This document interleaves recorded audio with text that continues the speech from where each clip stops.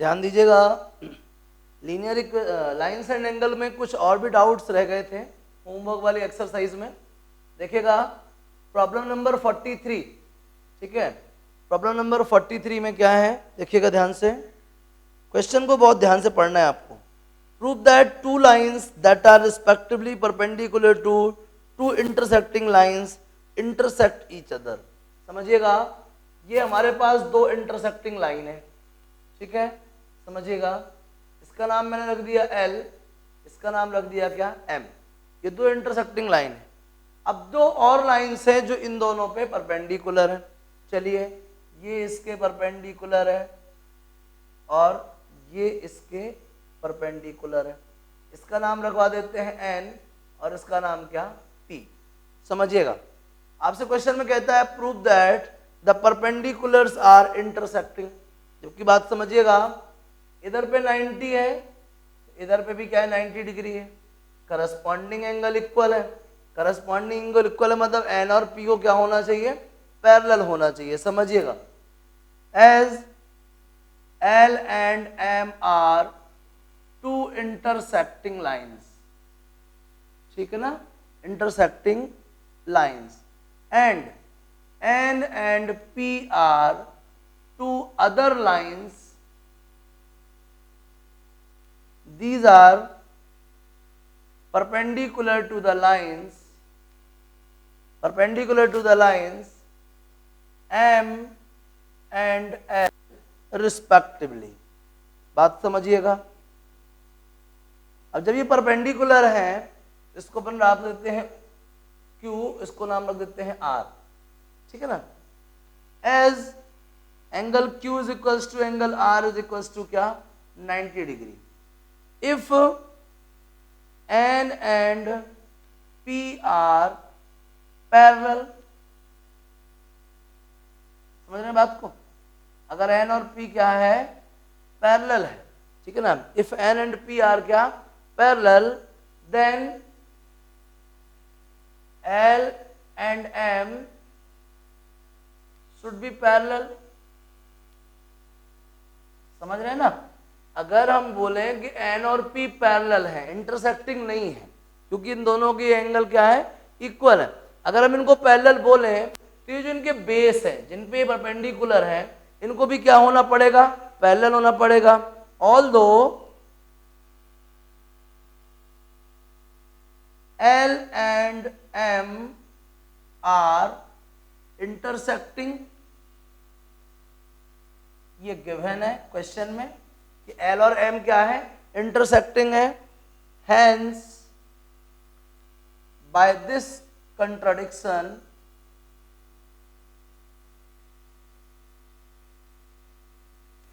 N and P are non parallel, और इसी non parallel को हम क्या बोलते हैं, इंटरसेक्टिंग। आ गया समझ में, क्या आया ध्यान दीजिएगा।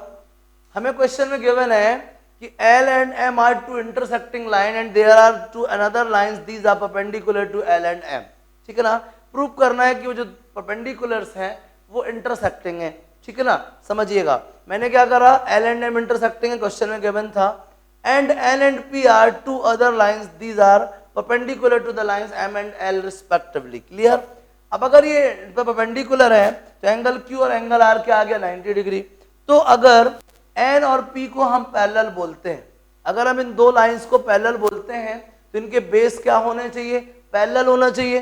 Then L and M should be parallel, लेकिन ऐसा नहीं है। क्वेश्चन में ऑलरेडी कि मैंने कि L M तो भैया पैरेलल नहीं, वो तो इंटरसेक्टिंग है। तो जब यार आप हमारी बात नहीं मान रहे हो, हम बोल रहे हैं कि ये कंडीशन होनी चाहिए, L और M को पैरेलल होना पड़ेगा N और P के पैरेलल होने के लिए, लेकिन आप कहते हो नहीं वो तो ऑलरेडी इंटरसेक्टिंग है। तो भाई अगर वो इंटरसेक्टिंग है तो ये भी क्या होगा, इंटरसेक्टिंग होगा। इस कंट्राडिक्शन का सहारा लिया अपन ने और प्रूव कर दिया N और P क्या है, इंटरसेक्टिंग है। आ गया समझ में। जैसे कोई बोले कि यार लगता है बारिश हुई है, तो मैं क्या बोलूंगा, अगर बारिश हुई होगी तो बाहर देखना आपकी छत जो है वो गीली होगी। आप बोले छत तो गीली है ही नहीं है, मैं बोलूंगा इसका मतलब बारिश ही नहीं हुई। नहीं समझ पा रहा हो।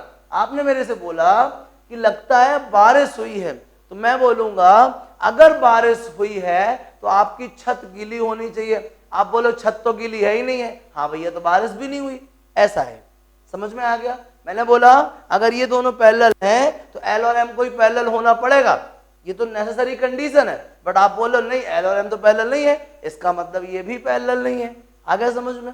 इजी था ना, घबराहट तो नहीं हो रही ना? बढ़िया, नोट कर लीजिए इसको, नोट कीजिए, फिर नेक्स्ट क्वेश्चन की बात करते हैं, प्लीज नोट कीजिए।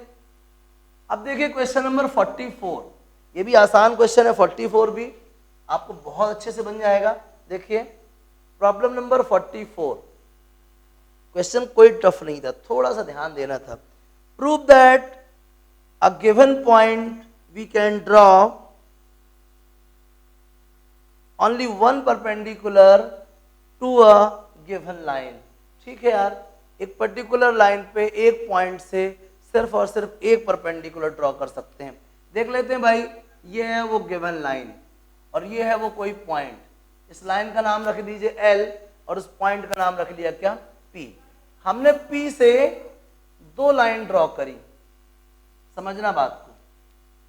हमने P से दो परपेंडिकुलर ड्रॉ किए इत्तेफाक से, हम बोल रहे हैं परपेंडिकुलर है ये परपेंडिकुलर। समझना, ये जो आया है ये M से आया है और ये जो आया है, अरे ऐसे नहीं, ऐसा समझो कि ये हमारे पास कोई लाइन है L, ठीक है, और हमने यहाँ पे दो परपेंडिकुलर ड्रॉ कर दिए।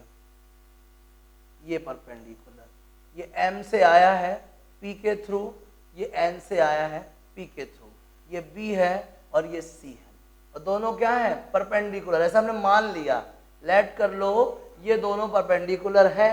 अब समझना बात को। अब हमारे पास एक ट्राइंगल फॉर्म हो गया, in triangle PBC। In triangle क्या? PBC। तो PBC में हमको मालूम है, एज वी नो दैट, क्या जानते हैं अपन बताओ? हम जानते हैं angle P plus angle B plus angle C कितना होना चाहिए? 180 डिग्री होना चाहिए। P तो जो है सो है, B क्या है बताओ? 90 डिग्री, और C क्या है? वो भी 90 डिग्री। आप बोल रहे थे ना परपेंडिकुलर, मैंने दो खींच लिए थे, क्या देखा आपने? एंगल P का वैल्यू 0 आ गया। एंगल P का वैल्यू 0 आ गया, मतलब ये M और N दो लाइन नहीं है। एंगल P का वैल्यू क्या आ गया? 0 आ गया। अब एंगल P का वैल्यू अगर 0 आ गया तो M और N दो लाइन नहीं है। M और N क्या है? Coincident. It means M and N are coincident, मतलब कि जहां M है वहीं N है, मतलब अगर यहाँ M है तो यहीं पे क्या है? N। अगर M और N दोनों एक ही जगह पे हैं, इसका मतलब है यहां से सिर्फ और सिर्फ एक ही, मतलब ये जो दो लाइन है ये दो लाइन नहीं है, ये कैसी है? एक लाइन है। मतलब जो लाइन 90 डिग्री बना रही थी वो दो नहीं हो सकती, कितनी हो सकती हैं? सिर्फ एक। समझ में आया? क्या देखा आपने? अगर आप B और C को 90-90 बोलते हो, अगर आप M और N से दो परपेंडिकुलर ड्रॉ करते हो P के थ्रू, तो आप क्या देख पा रहे हो? एंगल P 0 है। एंगल P 0 है मतलब ये M और N एक ही जगह पे हैं, ये दोनों एक ही जगह पे हैं, मतलब दो परपेंडिकुलर नहीं है, सिर्फ क्या है? एक परपेंडिकुलर है। मतलब कि किसी लाइन पे किसी पर्टिकुलर पॉइंट से सिर्फ और सिर्फ एक परपेंडिकुलर ड्रॉ कर सकते हैं। Hence, there will be only one line can draw through a point that is perpendicular to a given line। आया समझ में? मतलब वहां पे सिर्फ और सिर्फ एक ही लाइन हो सकती है जो कि गिवन लाइन पे क्या है? परपेंडिकुलर होगी। समझ में आ गया? ये 44 था, इसको भी नोट कर लीजिए।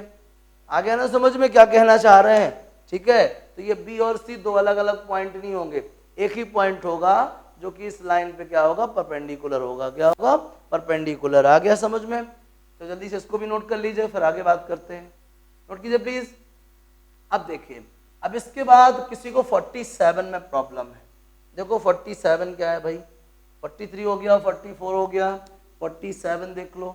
क्योंकि वैरायटी के नाम पे तो मैंने मैक्सिमम बता दिए थे, अब आपको कुछ पर्टिकुलर डाउट्स हैं तो उसके लिए अलग से देखिए। 47 में क्या है, in the given figure side BC of triangle ABC produced in both the direction prove that the sum of the two exterior angle so formed is greater than 180 degree। ठीक है यार, देख लो ये ट्राइंगल है और ये इसकी जो है बेस थी क्या BC, और मैंने BC को दोनों तरफ प्रोड्यूस कर दिया। समझ लो इस तरफ एंगल X आया है और इस तरफ क्या आया है Y। समझ में आ गया? चलो देखो ये क्या आएगा 180 डिग्री माइनस एक्स, ये क्या आएगा 180 डिग्री माइनस वाई। समझ में आ गया? चलिए देखिए, in triangle ABC, in triangle क्या ABC क्या आएगा बोलो, angle A plus angle B plus angle C equal कितना 180 डिग्री। क्या देखा आपने, A तो जो है सो है, B कितना है बोलो 180 डिग्री माइनस एक्स, C कितना है बोलो 180 डिग्री माइनस वाई इक्वल क्या आ गया बोलो 180 डिग्री। एंगल A प्लस एक 180 से एक 180 कट जाएगा, 180 degree minus x minus y equal 0। Transpose कर दीजिए तो 180 degree plus angle A equal x plus y. हमको एक्स प्लस वाई ही चाहिए था ना, क्वेश्चन में था अगर किसी ट्राइंगल के दो एंगल को या बेस को अपन एक्सटेंड कर दें, क्या कर दें प्रोड्यूस कर दें, क्या कर दें प्रोड्यूस करें, तो दो एक्सटीरियर एंगल मिलेंगे। आपको दिख रहे हैं एंगल एक्स और एंगल क्या वाई। इन एक्सटीरियर एंगल का सम हमेशा, इन एक्सटीरियर एंगल का सम हमेशा 180 डिग्री से ज्यादा होगा। आओ हमने देख लिया, अगर ये x है तो डेफिनेटली 180 माइनस एक्स होगा, अगर ये y है तो ये 180 माइनस वाई होगा। ट्राइंगल ABC में आगे अपन ने सॉल्व कर दिया। हम क्या देख रहे हैं कि x plus y 180 plus a है। x प्लस वाई क्या है 180 डिग्री में कुछ ना कुछ ऐड है, मतलब x प्लस वाई क्या है, x plus y is 180 degree से कुछ ज्यादा, प्लस मतलब ज्यादा, माइनस मतलब कम। तो what is x plus y, x plus y मतलब कि उन दोनों एक्सटीरियर एंगल्स का सम कितना है, the sum of these exterior angle is 180 plus, 180 plus मतलब कि x प्लस वाई क्या है ग्रेटर देन 180 डिग्री है। समझ में आया कि नहीं आया, देख पा रहे हो आप, x प्लस वाई कितना है बोलो 180 degree plus angle A, angle A कुछ तो होगा, मैं कह रहा हूं एंगल ए की वैल्यू 1 डिग्री है, एंगल ए की वैल्यू कितनी है 1 डिग्री, तब भी x प्लस वाई कितना आएगा 181, 181 बड़ा होता कि 180, 181, तो डेफिनेटली x प्लस वाई क्या है 180 से बड़ा है। तो आप देख भी पा रहे हो ना x plus y is 180 plus something, मतलब 180 में जब कुछ जोड़ोगे तब वो x प्लस वाई के बराबर होगा, मतलब x plus y is greater than 180 degree. समझ में आ गया? इस तरीके से नोट कर लीजिए इसको। ये था प्रॉब्लम नंबर 47। क्या टफ लग रहा है इसमें बताओ, आपको क्या मुश्किल लग रही है? आ गया? ये आपने फाइंड कर लिया, साफ साफ दिख रहा है, सब कुछ जान जाएगा। छाप ली जल्दी स्पीड से इसको, तो 49 की बात करते हैं। हो गया? चलिए देखिए प्रॉब्लम नंबर 49 इजी है, बिल्कुल इजी है, घबराना बिल्कुल नहीं है। क्वेश्चन को ध्यान से पढ़ना है और सॉल्व करना है, ठीक है। मैं कई बार जल्दी क्वेश्चन पढ़ देता हूँ क्योंकि आपके पास क्वेश्चन रखा है, आप उठा के देख सकते हो, ठीक है। चलो देखो प्रॉब्लम नंबर 49 क्या पूछना चाह रहा है, क्या बताना चाह रहा है, समझिएगा। Two lines are respectively perpendicular to two parallel lines so that they are parallel to each other। ठीक है यार, two lines are perpendicular to two parallel lines, ये parallel lines हैं, ठीक है, और ये दो lines हैं, एक ये और एक ये, ठीक है ना। समझिएगा, इसका नाम है M, इसका नाम है N, इसका नाम L, इसका नाम क्या P। ये दोनों पैरेलल है और ये क्या है, two lines are respectively perpendicular to two parallel lines so that they are parallel to each other. ये जो है इस पे परपेंडिकुलर है और ये जो है इस पे परपेंडिकुलर है। सोचने वाली बात है, ये दोनों पैरेलल है, अगर ये 90 है तो ये भी क्या होगा 90, कैसे, बाई करस्पॉन्डिंग एंगल। अगर ये 90 है तो ये भी क्या होगा 90, ये 90 है तो ये क्या होगा 90, ये 90 है तो ये क्या होगा 90। पूछता है कि ये दोनों पैरेलल है कि नहीं है। सिंपल है यार, ये 1 है, ये 2 है, ये 3 है, ये 4 है, ये 5 है, ये 6 है, ये 7 और क्या 8 है। As m perpendicular to p, then angle 1 equal angle 2 equal कितना 90 डिग्री। आगे समझो, n perpendicular m perpendicular to p है, सॉरी गलत लिख गया। अब n क्या है, परपेंडिकुलर टू l है। n अगर l पे परपेंडिकुलर है तो एंगल 7 इक्वल एंगल 8 इक्वल कितना बोलो 90 degree. As l parallel to p, then n का नाम कुछ और रख दे, यहाँ पे ए बी ले लें। Then A B is its transversal, A B is its transversal, ठीक है ना, ट्रांसवर्सल अच्छे से लिख देना, ट्रांसवर्सल, ये लो यार, ए बी क्या है इसका ट्रांसवर्सल है। अगर ए बी ट्रांसवर्सल है तो एंगल 7 और एंगल 8 क्या होंगे, सॉरी एंगल 6 और एंगल 8 क्या होंगे, सेम होंगे। एंगल 6 इक्वल क्या एंगल 8 एंड एंगल 7 इक्वल क्या एंगल 5, सबके सब क्या है 90 डिग्री है। ये 90 डिग्री की वजह से इक्वल नहीं है, ये क्यों इक्वल है, करस्पॉन्डिंग एंगल। ये क्यों इक्वल है, करस्पॉन्डिंग एंगल, लेकिन सबकी मेजर क्या है 90 डिग्री। एंड इसका नाम रखते हैं C D. C D is also a transversal, C D is also a transversal, then क्या आएगा बताओ, angle 1 equal angle 3 corresponding angle, angle 2 equal angle 4 और सबके सब क्या है 90 डिग्री है, ईच 90 डिग्री। आ गया समझ में। अब 1 3 के इक्वल है, 2 4 के इक्वल है, 5 7 के इक्वल, 6 8 के इक्वल है। अब बात समझना, 1 3 के इक्वल है, ठीक है, और 3 की मेजर कितनी है 90 और 7 की मेजर कितनी है 90। समझ रहे हैं बात को, 1 की मेजर कितनी है 90 और 5 की मेजर क्या है 90। By first third and fourth, by third and fourth या बाई फर्स्ट एंड सेकेंड देख लें, by first and second, first and second, first second से क्या देखा आपने 1 इक्वल नहीं, फर्स्ट सेकेंड नहीं, थर्ड फोर्थ से ही आएगा। बाई थर्ड एंड फोर्थ क्या देखा आपने, 1 कितना है 90 और 5 कितना है 90। 1 इज इक्वल्स टू क्या 5, 1 इज इक्वल्स टू क्या 5 एंड 2 इज इक्वल्स टू क्या 6। 1 5 के इक्वल है, 2 6 के इक्वल है। These are corresponding angle, these are corresponding angles. और करस्पॉन्डिंग एंगल कब इक्वल होते हैं बताओ, करस्पॉन्डिंग एंगल कब इक्वल होते हैं, देखा 1 किसके इक्वल है 5 के, 2 किसके इक्वल है 6 के, 1 किसके इक्वल है 5 के, 2 किसके इक्वल है 6 के, सब 90 हैं।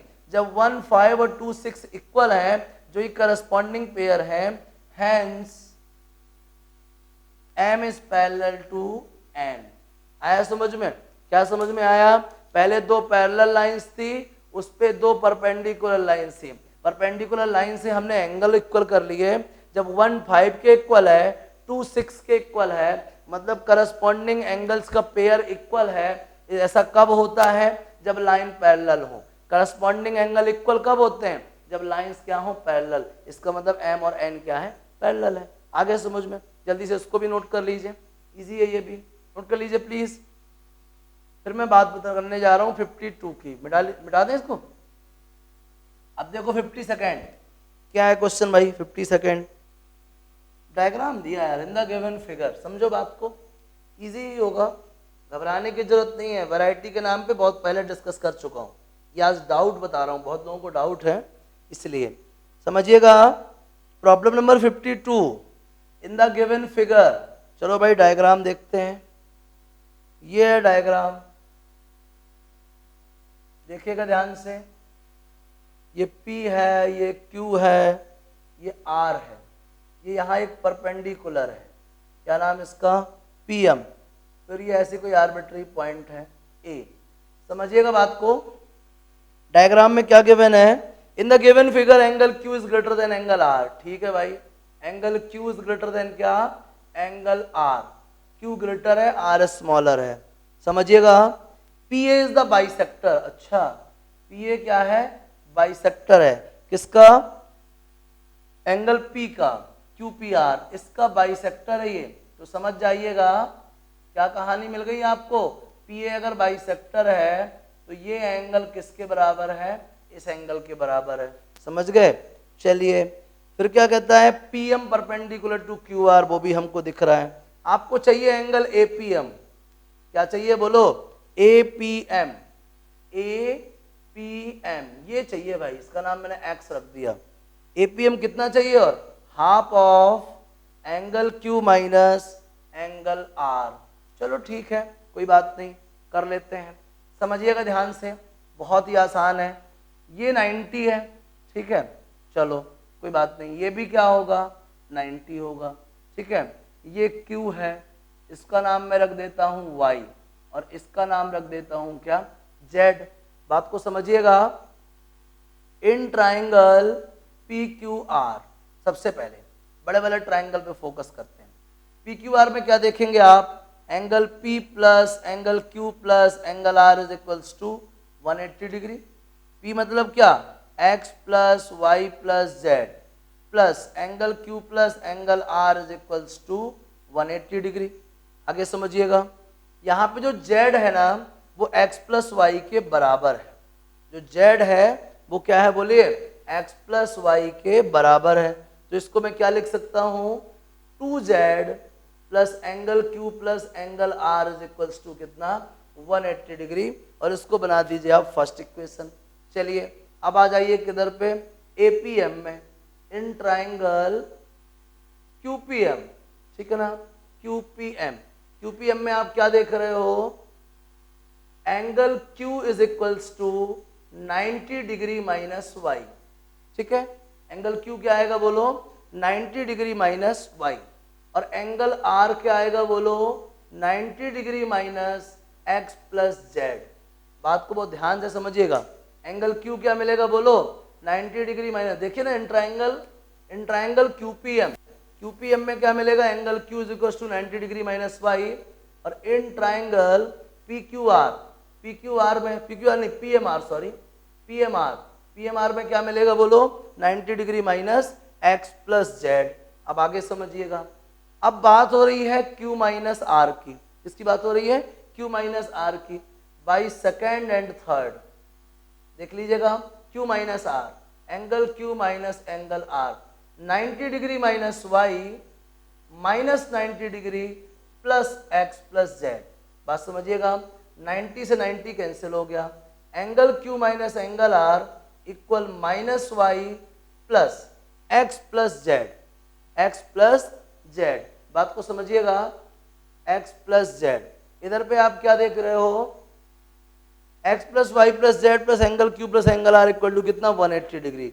आपको चाहिए क्या है, APM। अब आगे बात समझिएगा। अब आपके पास क्या है, Z को आप लिख सकते हो x प्लस वाई। जेड को क्या लिख सकते हो, x plus y. Angle Q minus angle R equal minus y plus z क्या है भाई, देखो ये जो PA था, PA एंगल P का बाइसेक्टर था, दो टुकड़े हो गए, एक ये वाला एंगल और दूसरा ये वाला एंगल। इस टोटल का नाम क्या है, x प्लस वाई, और इस टोटल का नाम क्या है, z, है ना। तो x प्लस वाई किसके इक्वल है, z के इक्वल है। तो मैं z की जगह क्या लिख दूंगा बोलो, x प्लस वाई। चलिए आगे सॉल्व करते हैं। Angle Q minus angle R, minus y plus 2x plus y, y cancel हो जाएगा। 2x इक्वल क्या आ गया, angle Q minus angle R। तो x की वैल्यू क्या आएगी, half of angle Q minus angle R। ध्यान से देखो, x का नाम क्या है, APM। x का नाम क्या बोलो, APM। समझिएगा, angle APM is equals to half of angle Q minus angle R। कुछ समझ में आया कि नहीं आया, बोलिए, क्या मुश्किल लग रही है आपको, बन जाएगा। कैसे करा आपने, आपको एंगल Q चाहिए था, कौन सा ट्रायंगल सेलेक्ट किया, QPM। QPM में आपने Q निकाल लिया 90 माइनस वाई, आपको R चाहिए था, आपने लिया PMR, आपने R निकाल लिया कितना 90 माइनस एक्स प्लस जेड। क्यों? क्योंकि ये 90 डिग्री है ना भाई, ये 90 है तो बाकी के दो एंगल का सम क्या होगा 90, ये 90 है तो बाकी के दो एंगल का सम क्या होगा 90। तो आपने Q माइनस आर कर दिया। साथ ही साथ आप इधर देखिए ये एंगल अलग है और ये एंगल अलग है। क्यों? ये जो है PA ने को बाइसेक्ट किया, मतलब दो इक्वल पार्ट्स में डिवाइड किया, तो एक पार्ट ये दूसरा पार्ट ये, मतलब x प्लस वाई किसके बराबर है z के बराबर है। x प्लस वाई ऊपर भी लिखा है मैंने, x प्लस वाई किसके बराबर है z के, तो मैंने z की जगह क्या लिख दिया x प्लस वाई, सॉल्व कर दिया, आ गया एंगल APM। क्या मुश्किल लग रही बोलो, बन जाएगा। हो गया 52, जल्दी से नोट कर लीजिए। 53 बता दे, नोट कीजिए प्लीज। सोच रहे होंगे angle Q greater than angle R क्यों दिया था, इसलिए दिया था ताकि सब्ट्रैक्ट करने पे पॉजिटिव रिजल्ट दिखे। कैसा रिजल्ट दिखे? पॉजिटिव। समझिएगा, घबराइएगा बिल्कुल नहीं। अब देखिए प्रॉब्लम नंबर 3 की तरफ। प्रॉब्लम नंबर 3, सॉरी 3 नहीं 53 क्वेश्चन देखिएगा। सिंपल है ये भी, घबराने की बिल्कुल जरूरत नहीं है, वही कहानियां हैं बेसिक वाली। देखिए, if the arms of one angle are respectively parallel to the arms of another angle, then so that the angles are either equal or supplementary। Simple है यार, देखो ये एक एंगल है, ठीक है, OA और OB, ठीक है ना, ये इसकी आर्म्स हो गई। एक लाइन है जो OA के पैरेलल है, ले लो यार इसको, इसका नाम रख लो OC, OC ना रखो PC, और एक ये है जो OB के पैरेलल है, इसका नाम रख दो क्या PD। समझ रहे हैं बात को? ये PC जो है OA के पैरेलल है, जो OB है वो PD के पैरेलल है। अब बात समझना, जब ये दोनों पैरेलल हैं तो ये ट्रांसवर्सल हो गया, ये X तो ये भी क्या X। अब ये दोनों पैरेलल है तो ये ट्रांसवर्सल हो गया, ये भी क्या हो गया X। आप ध्यान से देखो, दोनों एंगल इक्वल हो गए। नहीं आया समझ में? क्या है क्वेश्चन? किसी एंगल की आर्म्स दूसरे एंगल की आर्म्स के साथ पैरेलल थी। तो देखो OB और OA किसके पैरेलल है? रिस्पेक्टिवली PD और PC के। तो जब PD और OB पैरेलल होंगी तो ये ट्रांसवर्सल काम करेगा, तो ये करस्पॉन्डिंग एंगल इक्वल होंगे। जब ये दोनों पैरेलल है तो ये ट्रांसवर्सल काम करेगा। तो अगर ये X है तो ये भी क्या होगा X। इत्तेफाक से एंगल O बराबर क्या हो गए एंगल P। यही तो बोल रहा था प्रूव करने को, आगे समझो। ये आर्म्स हो गई, ठीक है ना। चलो देखो OA और OB, OA के पैरेलल क्या है? OA के पैरेलल है PQ। OA के पैरेलल क्या है बताओ? PQ। और ये देख लो OB के पैरेलल क्या है? PR। समझ गए? OA के पैरेलल क्या है? PQ, और OB के पैरेलल क्या है? PR। अब बात को समझिएगा, इसको और आगे तक जोड़ दें, इसको आगे तक जोड़ दें। अब ये दोनों पैरेलल हैं, ये ट्रांसवर्सल है, ये X है तो ये क्या होगा बोलो 180 डिग्री माइनस X, ठीक है। ये Y है तो ये क्या होगा बोलो Y। समझ रहे हैं बात को? और ये Y है तो ये क्या होगा Y, और ये X है तो ये क्या होगा 180 डिग्री माइनस X। तो X और Y बराबर होंगे कि नहीं होंगे? क्यों? ये क्या है 180 डिग्री माइनस क्या Y। तो इस केस में X और Y क्या हो जाएंगे बराबर, X इक्वल क्या Y, एंगल O बराबर क्या एंगल P। हो गए इक्वल। आगे समझ में? एक और तीसरा केस, ये देखिए, ये OA और ये OB। अब OA के पैरेलल कौन है बताइए? OA के पैरेलल है कौन? ये हो गया PQ, ठीक है ना। OA के पैरेलल हो गया PQ, और इधर पे इसको ऐसे बढ़ा लो, ठीक है, ये आ गया। ये तीन केस आपको देखने को मिलेंगे। समझ में आ गया? एक इस टाइप का, एक इस टाइप का, और एक क्या इस टाइप का। आ गया समझ में? तीनों में आप आपस में रिलेट कर लीजिएगा कि एंगल O और एंगल P में क्या रिलेशन होगा। आया समझ में? दो बार का मैंने दिखा दिया, एंगल O एंगल P बराबर है, एंगल O एंगल P क्या है बराबर है। क्या मुश्किल लग रही बताइए आप जल्दी से? कुछ दिक्कत है क्या? बन जाएगा कि अगर दो एंगल्स की आर्म्स किसी एंगल की